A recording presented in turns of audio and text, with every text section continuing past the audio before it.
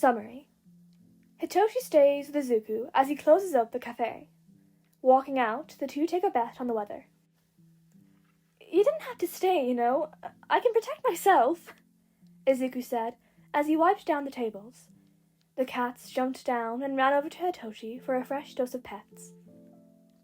"Who says I stayed to protect you? For all you know, I could have stayed for the cats." The pile of felines on the floor left just enough room for a tired face to be seen. Izuku tucked the towel into an apron pocket and turned to lean over to where the strands of purple hair poked out, dark purple eyes syncing up with a velvety green. While you couldn't see Hitoshi's mouth fully, due to a cat's lazy paw or tail, the fact that his pupils were twice their size spoke for itself. "If you had just come for the cats, you wouldn't have come all the way here. I know you've got two cats that are just begging for attention. What was it? Soda Pop and Bastard?" A few cats perked up at the announcement of cats that weren't themselves. "Shh, don't bring them up. Not here." He spoke as if it was slander to his reputation. Barely moving his hands, Hitoshi began petting the cats once more while whispering sweet nothings. "I'm starting to think you're in a relationship with the cats and not me." It was teetering on the line of humor and reassuring to think he'd never have to compete with another person for Hitoshi's love, but instead, his co-workers. Ladies, please. There's enough of this handsome insomniac to go around." His voice was cut off by Georgia, the large black tabby, deciding that his face was the perfect seat in the room. "Oh, please, you flatter yourself. They'd be all over me the moment I started shaking some treats," Izuku said, while straightening out the table liners and reordering the cat paw-themed shakers. The room went silent except for the loud purrs from the cats, the occasional car passing by and the two boys breathing.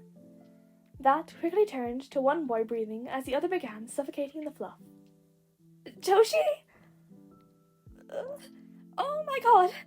Rushing over, Izuku hauled the Goliath of a cat off of Hitoshi's face, the other cats moving off him at the disturbance. "Are you okay?" His face was a bright pink, but that tired look never left. Sitting up with a lot of popping bones and a groan, he turned to look Izuku dead in the eye. "Why would you do that? I could have had the best death known to man."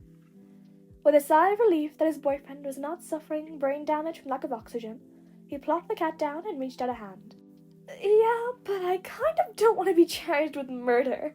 I don't think many people would believe me if I said an extremely fat cat suffocated you." Pulling Hitoshi up from the hair-covered floor, Izuku placed his apron on the waiting hook. "Come on, we gotta go before the cats realize we're gone." Begrudgingly leaving the cat haven, Hitoshi stood outside next to Izuku, watching him lock up. The winter freeze wasn't as chilling as it was annoying, the constant, rough winds, always slipping on unseen black ice on the way to school, and being pelted with hail instead of nice fluffy snow. Speaking of, there had yet to be any actual snowfall. Yeah, there were the occasional slush storm or the rumors of a blizzard, but still no enjoyable snow. "Hey, my pops said he'll pick us up on his way home, if you're willing." Hitoshi knew he was poking a balloon with a needle with this, but he was willing to keep trying until it popped. "You know I couldn't do that. My place is way too far from your place." Flapping his hands in front of him as if to wave off the question, Izuku stuffed the ring of keys into his yellow backpack. "Well, you should know my pa would probably disown me if I let you go home alone. The chances of me accepting a ride and not feeling guilty about it are about as likely as it is snowing." Now, Hitoshi doesn't believe in a god, but you can't tell him what happens next is a coincidence. A snowflake. Not a ball or hail or the wet drip of some slush, a real, detailed snowflake fell right in front of the two. And then another, and another, and then looking up there were thousands. The streets and sidewalks around them were turning white at a rapid pace, their shoulders turning as well. Well? The notable surprise was interrupted by the bright glare of car lights and a honk. Turning to a still stuttering Izuku, he reached for his hand. "Looks like you're getting a ride home and won't feel guilty about it." Izuku stared at his hand for a moment, before giving his best, "Dear Lord, don't let my boyfriend have atmokinesis as a quirk" smile, and shaking his hand. "I guess I am." Getting into the car, the soft tune of pre-quake era music filled their ears along with a cheery voice. Hey there, listeners! Did you guys have a good time? Izuku couldn't tell if his day was getting better or worse, considering he was now in the car with his amazing boyfriend and present Mike. But that also means one of Hitoshi's fathers is the present Mike. Before he could get caught up in that mess, his thoughts were interrupted by Hitoshi's voice. Yeah, I almost got the death Dad says he wants, till Izuku cut that dream short. Moving the mirror down to look at his son, his eyes gave a look of concern. You almost got suffocated by cats? Yep, big fat one named... Georgia. With a sigh, Hisashi turned his eyes back to the road. Don't let Sho hear you say that. Knowing him, he'll make you do the hell course out of jealousy. A shiver ran down the spine of both father and son at the mention of that damn thing.